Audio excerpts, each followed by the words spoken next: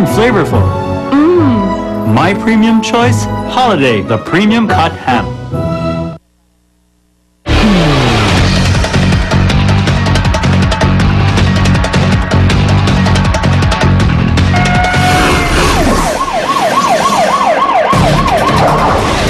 Nagbabalik ang unang balita, isang mag-anak ang natrap sa loob ng isang nasusunog na gusali sa Bonnie Avenue sa Mandaluyong. Nakaligtas naman po sila, yun nga lang, na-trauma ang mga bata. Narito ang report ni Jay Sabale.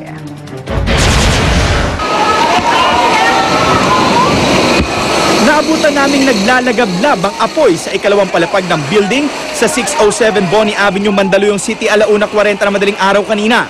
Nakunan pa ng GMA News ang lalaking ito na nagpa-flashlight mula sa ikalawang palapag.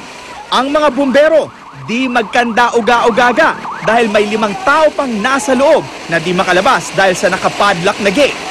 Pagkabukas ng gate, nalaglagan pa ng debris ang bumberong ito. Maya-maya lang, lumabas na ang lalaking ito, bit-bit ang kanyang anak.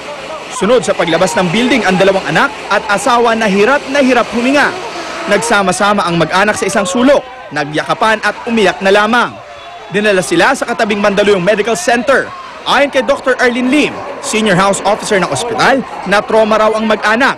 Ang mahigit 100 pasyente ng ospital, mabilis na inilikas papuntang emergency room.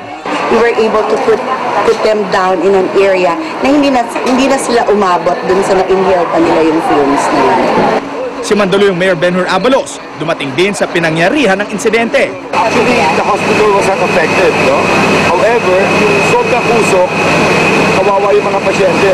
Ayon sa saksing si Ami Canor, tindera sa kabilang kalye, nakita raw niyang umuusok ang wire sa poste na papasok sa loob ng nasunog na building. Umuusok lang po yung wire tsaka tinuro lang sa amin kaya lang may dumating na agad na mirage. Pero inaalam pa rin kung ano mismo ang pinagmula ng apoy. Umabot sa 3rd alarm ang sunog at tuluyang naapula bandang 2:38 ng umaga. Tinatayang aabot sa humigit kumulang 400,000 pesos ang halaga ng natupok ng apoy. Para sa unang balita, Jay Sabale reporting. Base sa pagsalubong sa taong 2011, dumodoble ang bilang ng sunog sa Metro Manila tuwing bagong taon kung ikukumpara sa ordinaryong araw. Narito ang report.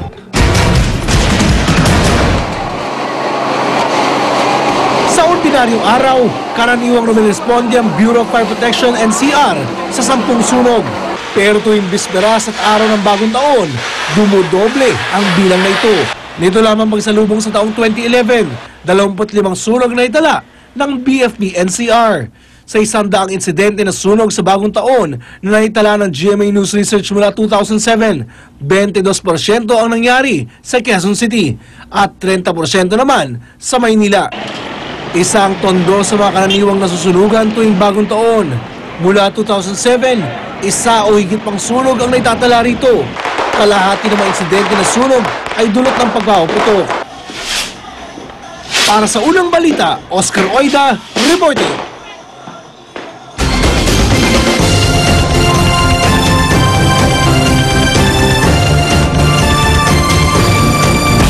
Maagang nagsara ang ilang tindahan sa Divisoria matapos umulan kaninang madaling araw. May live report si Katrina Son. Katrina. Kaya kahit 3 araw na lamang bago magbagong taon, ay maagang nagsara ang mga stall dito sa Divisoria dahil nga sa pag-ulan na nagsimula kaninang madaling araw. Mangilan-ilan lamang ang mga tao dito sa Divisoria at halos lahat ng mga stall ay sarado o nakatakip. Naabutan namin ng mga kasamahan ni Mark Palatino na nagtatakip ng mga paninda. Ani niya, sa ganitong mga panahon raw ay maagang nagsasara ang mga stalls dahil tumutumal ang bentahan tuwing umuulan. Kung noong Pasko raw ay 24 hours silang nakakapagtinda, ngayon raw ay nagbabaklas sila ng mga stalls dakong alas 6:30 ng umaga at muling babalik ng alas 2 o alas 12 ng hapon. Si Aling Lita Villa Sr. balak sanang mamili ng mga damit na gagamitin niya sa bagong taon, ngunit nabigo siya dahil ang mga nadatnan ay mga saradong tindahan. Pagka mga ganitong season, katulad niyan medyo umuulan, kakaunti yung mga tao and then yung iba mga napipilitan na lang po silang magsara ng mga pwesto kasi wala naman pong namimili. Bibili lang po akong pang New Year. marami pa pong mga saradong tindahan, ganun. Naano po ba kayo? Rhea, umulan man raw ngayong araw ay inaasahan pa rin ng mga nagtitinda dito sa Divisoria na mas daragsa pa raw ang mga mamimili na magpupunta dito habang papalapit ang bagong taon. At yan ang live update mula dito sa Divisoria, Rhea. Maraming salamat, Katrina Son. Mabenta na mga malalagkit na pagkain tulad ng tikoy at suman ilang araw bago medianoche. Bukod kasi sa masarap itong kainin, naniniwala ang ilan na maganda ito sa samahan ng mag-anak. Narito ang report ni Haji Rieta. Ilang araw pa bago ang salubong sa bagong taon pero heto't nag-ikot na sa Binondo, Maynila si Mardy Gabot. Masiguro lang na hindi siya maubusan ng malagkit at matamis na tikoy. Yung kasabihan na pag malagkit, stay together pag yung sa pamilya. Tikoy rin ang hanap ni Rosie Go sa tindang ito sa Binondo. Pero dahil sa dami ng pamimiliang klase, hindi magsasawa mga tulad niyang tikoy lover. Kita nyo naman, merong tikoy ube, pandan at mangga na pareho lang ang presyo sa ordinary. Para sa extra paraw na swerte, pwede rin itong tikoy na Huggies Prosperity Fish. Sa mga gustong makatipid, may tikoy rolls na 30 pesos lang kada pack. Malimit ako bumibili niyan kasi paborito ko yan. Paniniwala namin dyan, nag-stick together ang family. Pasok din sa malalagkit na pagkain ang mochi, isang uri ng kakanin na may palamang minatamis na munggo sa loob. At para sa mga Pinoy na Pinoy, merong malagkit na suman espesyal. Paniwala ng maraming Chinese kapag daw mas malagkit na pagkain, ibig sabihin mas mabilis na didikit ang swerte at mas buo ang samahan ng pamilya. Yan yung ino-offer namin binibigyan namin ng offerings every Chinese New Year. They prefer and they like sticky and sweets. So lahat ng matamis, pwede mong i-offer. And yung sticky, it is believed to be parang para dumikit yung good luck. Yung kasama na doon yung pera. Para sa unang balita, Haji Rieta reporting. Batay sa Chinese calendar, Year of the Dragon ang 2012.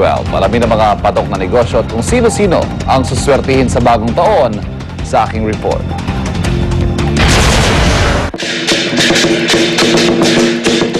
Ang pampaswerte raw na dragon tuwing salubong sa bagong taon, buong 2012 daw magdadala ng swerte. Dragon kasi ang papalit sa rabbit batay sa Chinese astrology. Kaya naman ngayon pa lang, patok na ang dragon figurines. Tulad na lamang nitong Piao Money Catcher na mabisa raw pantawag ng swerte. Generally, compared to last year, the businesses and individually were better. Kasi as I said, dragon people like you, they bring luck to others. So the year should also bring luck to all of us. Pero sino-sino nga bang mas makakabuena sa 2012? Ayon sa psychic na si Maricel Gasquel, swerte raw sa Year of the Dragon ang may pinanganak sa ilalim ng rooster, ox, monkey at rat signs. Ang mga ipinanganak naman sa dragon sign, lucky charm nga sa iba pero kayo naman daw ang kukulangin ng swerte. Kaya bilang pambalanse, dumikit sa mga ipinanganak sa Year of the Rooster na siyang best friend ng dragon. Ang mga itinuring namang kaaway ng dragon, hindi raw ganon kaswerte tulad ng ipinanganak sa Year of the Dog at ng best friend nitong rabbit. Ayon pa kay Gasquel, patok daw na negosyo ngayong Year of the Dragon ng real estate, information technology, pero hindi ang textiles o yung mga may kinalaman sa mga tela. Magandang taon din daw ito para magpakasal. Magbibigay swerte naman daw ang isang batang ipinanganak sa Dragon Year. Ang dragon babies bring luck to the families. So, yan, maraming gusto ikasal pag Year of the Dragon. At saka, kasi nga they believe na if you have a dragon baby, swerte yan sa family. Hindi man tahas ang tinututulan ng simbahan ng mga paniniwala sa astrology at birth signs. Nagpapaalala naman ng simbahang Katoliko na hindi dapat iasa sa kapalaran, swerte o malas ang ating buhay. We are the climax of God's creation. We are co-creators of God. Kaya hindi tayo under sa mga nangyayari niyan, sa mga matatagpuan natin in the rest of creation, kundi tayo ang dapat na umawa. Tayo ang dapat na mag-influence sa mga ito sa kanilang pagtakbo.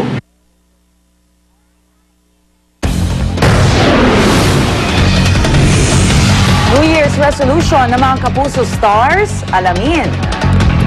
Huwag pahuli, tutok lang sa unang balita.